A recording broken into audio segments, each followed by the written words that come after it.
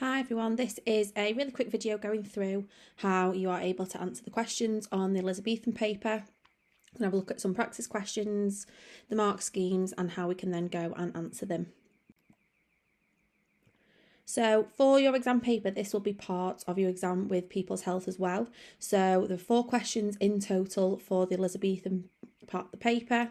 You must complete questions 6 and 7 and then choose from either 8 or 9. So the reason it's 6 and 7 is because 1 to 5 will be People's Health and then 6 through to 9 will be the Elizabethan part. So you've got your interpretation question 6A, which is asking you to identify and explain, which is 3 marks. You've then got another interpretation sort of question that's linked to that interpretation, which asks you to do further research. You've then got question 7, which is a comparison of interpretations. And then just as you have on your America and also People's Health in Germany, you will have a choice of 2 argument questions asking you to agree or disagree. And in this case, it will be worth 20 marks. So our first question for the Elizabethans is 6A. And it will ask you to identify and explain one way in which a historian or an artist portrays a certain aspect of Elizabethan England. So here we have the historian arguing that most people in Elizabethan England did not share the views of the Puritans about dancing. I'm going to get 1 mark for identifying. So if I've got an extract, I'll choose a quote. And if I have a picture, I'll choose a specific feature. But simply for identifying what is being asked of me in the question, I'll be able to gain 1 mark. I'll get a further 2 marks for the explanation of that feature. So we'll have a little look at some examples now. So I'm going to show you 2 examples and answers that would get you 3 marks. So when you are planning these questions, make sure that you are reading through very carefully, highlighting the question as I've done so that you are aware of what you're looking for and what you're answering. So here I've got while commoners danced their Morris dances and jigs, the nobles danced their elegant dances. So my answer that would get 3 marks. This is from the a candidate answer from a few years ago. So the historian says that commoners danced their Morris dances and jigs, the nobles danced their elegant dances. This shows that people of all social classes enjoyed dancing. The use of nobles and commoners shows that the majority of the population didn't hold the Puritan view of dancing. So I'm getting 1 mark for my quote, another mark for saying that all people, all social classes enjoyed dancing, and then my final mark to show that the majority of the population didn't hold that Puritan view. Another example here is that it says Elizabethan England was gripped by a dance mania. So again, another answer that would get 3 out of 3. The historian says that Elizabethan England was gripped by a dance mania. So that quote's going to get me 1 mark.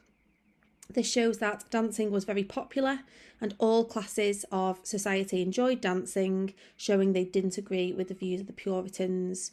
So I'm saying that it was very popular and all classes enjoyed dancing, showing they didn't agree with the views of the Puritans for 3 marks. So roughly 3 sentences for your 3 marks. So question 6B links directly to the interpretation that we've just looked at in 6A, and this is asking us to do further research on one aspect of interpretation A. What would you choose to investigate? So looking at how this would help us to analyse and understand popular culture.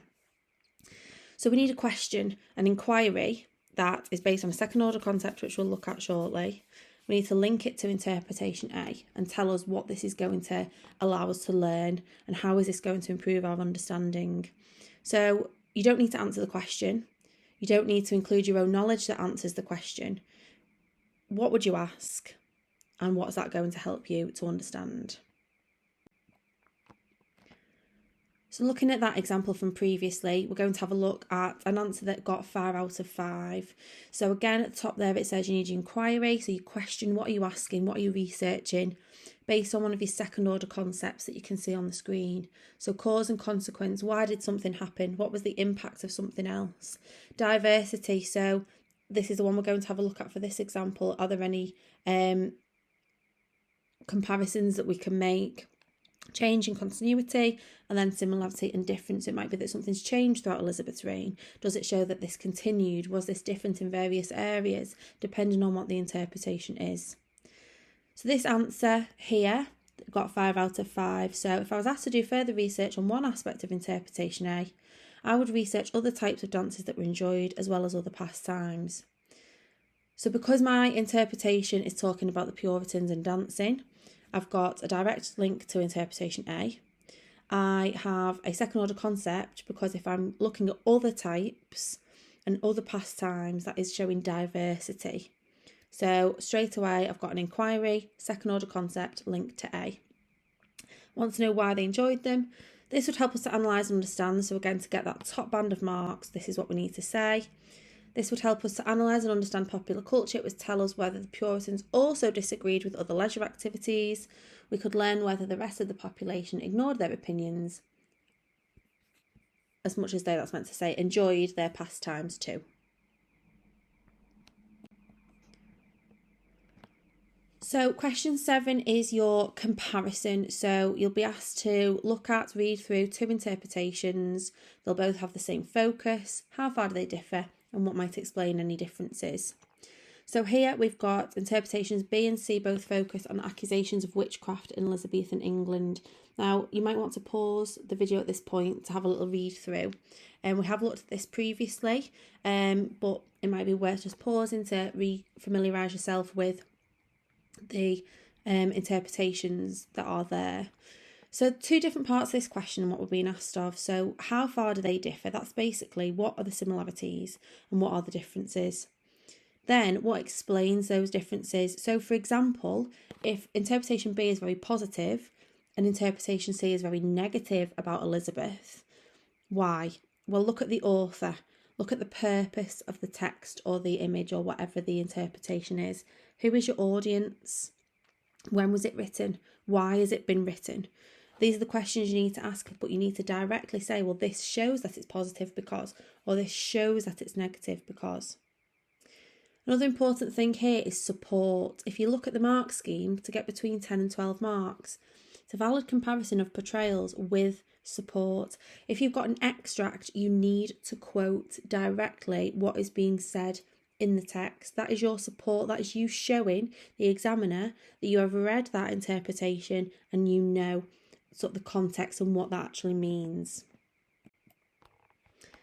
So we will look now at a quick plan. I'm just going to highlight my similarities, differences and my provenance, where the interpretations have come from.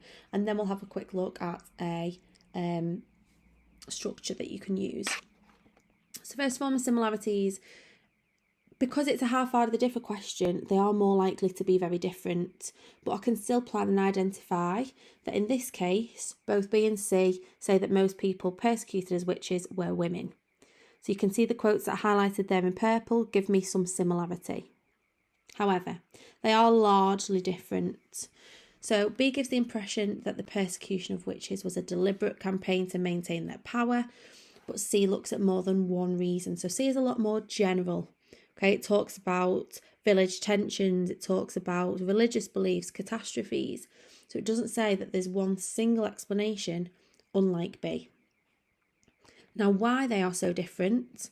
Well, if I have a look there in the green highlighted sections, B is has a lot more emphasis on the attacks against women. If you have a look at the book title, Lewd Women and Wicked Witches, a study of the dynamics of male domination, the author, Marian Hester, is seen as being a revolutionary feminist in her thinking.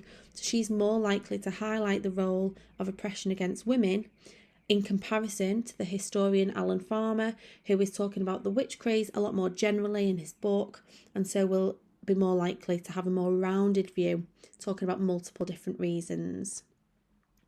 So again, please feel free to pause, have a little look at my plan, and then we're going to have a look on the next slide at the sort of structure that you can be aiming to look at. So for this is a very basic structure. B and C suggesting that's what the overall message is of those interpretations. So what are they telling me? What's my overall sort of view of what's going on in those interpretations, whether they're extracts or pictures? Then you've got B is where I see it is. So this is where you're talking about your specific similarities and differences with your quotes. So try and pick out a couple of examples of how they are similar or different, particularly different considering the question. Then you can move on to have a look at the why. So B is, in this instance, B is focusing more on the oppression of women and the persecution of women as witches, because the author, Marion Hester, is a feminist. She is writing a book that's all about the dynamics of male domination, so it's more likely than Alan Farmer to focus on that misogyny, whereas C is written by a historian. It's a lot more general. It's looking at the 16th and 17th century. So look at that context, that author, that audience, that purpose.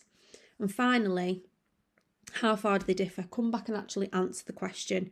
Do they differ to a large extent? Do they differ to some extent? Do they largely differ? Somewhat. Use that sort of judge language in your conclusion. Okay, finally we have the argument essay question, and this is very, very similar to all of your other papers apart from Beeston. It is asking you how far you agree with the statement, and you're expected to have 4 explained points of support. So it needs balance. You need to plan this answer carefully. I'm not saying spend 10-15 minutes on your plan, but you need to know exactly what you're going to include in your points. To get those top band of marks, you need 4. So the question that I have looked at here is all about the determination by Elizabeth to kill off Catholicism. I'm not going to read through this entire plan. It is quite a detailed plan, but please, feel free again to pause if you want to. So I've got my agree and disagree. You don't need to plan to this extent. Remember, this is everything really that I could include. I'll need 2 points for each side, or 3 and 1. So when you are planning your answers in your exam, please don't feel the need to plan to this extent. It's just not necessary and you won't have time for it. But this is a detailed plan of what I could include for my agree and disagree. So finally, it's just a explain paragraph. Your other videos for the other exams will also have very, very similar. Just looking at the point evidence explain structure that we need to use. So I agree to some extent that Elizabeth was determined to kill off Catholicism due to the tight controls that she introduced. Elizabeth passed the Act of Uniformity, which fined Catholics for not attending Protestant services. She went even further by introducing the Act of Persuasions, which increased those fines by 10,000%. I'm then going to look at my evidence and go back to my question. So to explain, how does that information, that evidence that I've used, show that she wanted to kill off Catholicism? Well, she was attempting to financially cripple those who refuse to attend Protestant church in the hope that they'll eventually conform and give up their Catholic faith. Okay, so that's just a short point evidence explain paragraph. Remember, you'd need 4 of those. So hopefully you found this sort of quick run through really useful. On the channel for Aldringham College, we have got the videos for People's Health, America, living under Nazi rule as well. So please feel free to go over and look at those, as well as the content videos that we've got available for you as well.